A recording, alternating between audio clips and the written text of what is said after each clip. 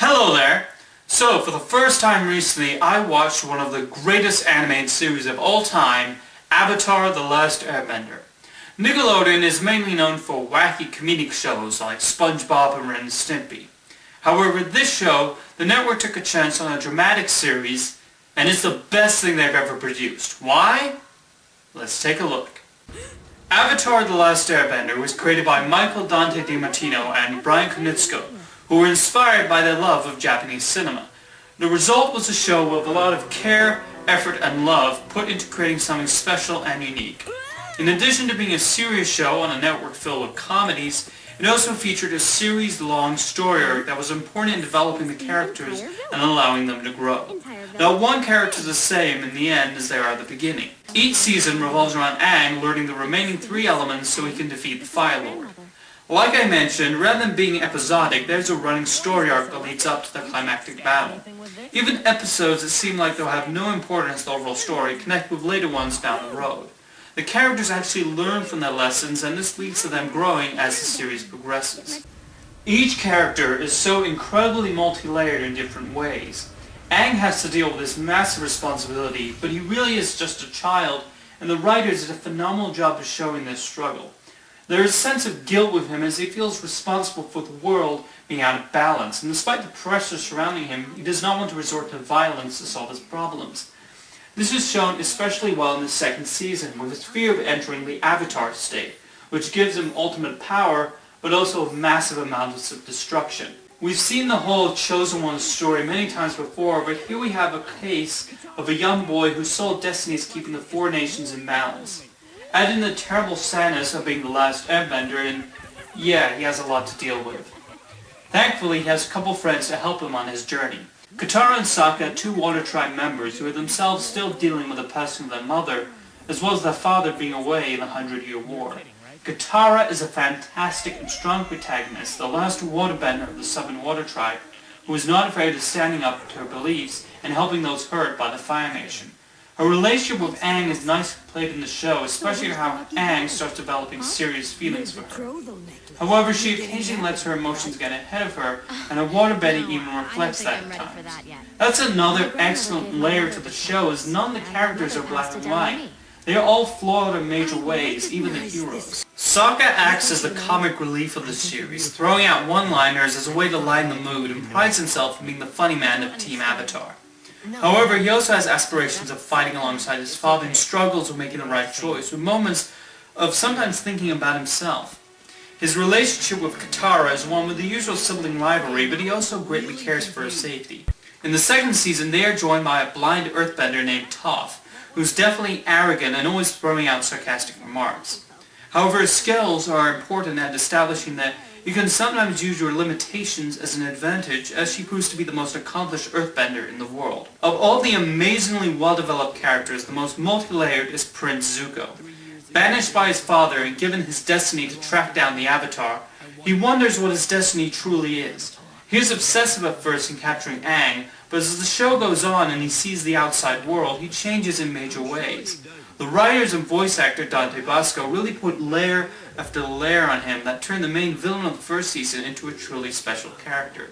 His relationship with his uncle Iroh especially showed his inner strength and inner goodness. In fact, my favorite character on Avatar is Iroh, voiced so well by the late actor Mako, showing the right mixture of knowledge and toughness, and showcased that the entire world was layered and not simply the characters. While the Fire Nation is the opposing force in Avatar, the writers are smart enough to not treat the other nations as saintly by any means.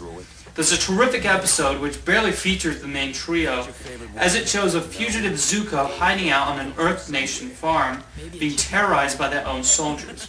However, despite all the good he does for that family, once he reveals himself to be the son of the Fire Lord, they hate Zuko. This is a great episode in showcasing how divided the nations are with each other. There's also an arc where the characters arrive at Ba Sing Se, considered a safe haven for refugees. However, underneath it all is a sinister plot that is just as bad as what happens outside of the walls. Even the air temple that Aang was trained in prior to freezing had its drawbacks on occasion, which would soon lead him to running away. The importance of Asian culture was also a large part of the show's appeal, as the characters are also based on various Eastern societies. Even the bending itself is inspired by actual martial arts moves like Tai Chi and Northern Shaolin. This was important in making the bending feel authentic, and actual martial arts masters served as consultants for the fight scenes. Each character's bending is also unique to them and defines them in some ways. For example, Zuko's fire bending is very different from that of his crazy and demented sister, Azula. As such, the action sequences are exciting, and the unpredictability of the show helps in making them more thrilling. The idea of making the show in the style of anime was also an appropriate one on the creator's part, and the Miyazaki influence is in there, not just the strong, independent female characters, story themes, but in the animation as well. Another aspect of the show I really like is with the animals. Appa the Sky Bison and Momo the Lemur are just as important to Aang's character as Katara and Sokka are. Like Aang, they're the less of that kind, and so the three are all lonely in that regard, and you see how much the three care for each other through this. The relationship is especially highlighted during the second season when Appa is kidnapped and eventually lost, and this takes a harsh toll on Aang. Throughout the series, there are also animal hybrids which combine two different species in a fun mix, which add to the magical quality of this world. It's almost like Middle-earth in the sense that it's inspired by mythology and history while adding its own unique ideas. In fact, animal hybrids is such a natural part of this world, they actually make fun of it at one point. So that is why I found Avatar The Last Airbender to be such a fantastic series. It is without a doubt one of the most enthralling and exciting shows I've ever come across. And it's pure excellence and brilliance from beginning to end. You can tell just how much care the creators put into it to make such a breathtaking series. I will delve further, but it's honestly best experienced fresh. Seriously, I actually wasn't sure what I was exactly going to get into, and from the opening scene, I was hooked. I also liked how Nickelodeon didn't attempt to milk it too much. They have a tendency to run incredibly popular shows into the ground by running them too long. But 3 seasons felt appropriate for the show, and they were smart to end it there. At the end of the 3rd season, Aang's story is finished, and aside from one teensy little thing, they wrap up every loose end pretty well. However, it would come as no surprise that talks began for a live-action film adaptation. Director M. Night Shyamalan was a big fan of the series, and with permission from the creators and a big budget from Paramount, he set out to make it. And then everybody hated it. After I finished watching the show, I decided to give the film version a look, and despite the negative attention, I started watching it with a positive attitude. And you know something? I did not like it either. This film had a lot of potential to work, but unfortunately M. Night Shyamalan felt the need to rush through a story that needed at least 2.5 hours to be told, rather than the paltry 90-minute runtime given to The Last Airbender. Because of this, the characters have barely developed and have no personality due to lack of time devoted to them. Even Katara and Sokka are surprisingly given little to do and fade into the background most of the time. It is also not helped by almost every piece of dialogue being exposition, and the acting is poor across the board. Noah Ringer and Dev Patel especially embarrassing themselves. The bending lacks any excitement and is actually quite dull, so the action scenes leave very little impact.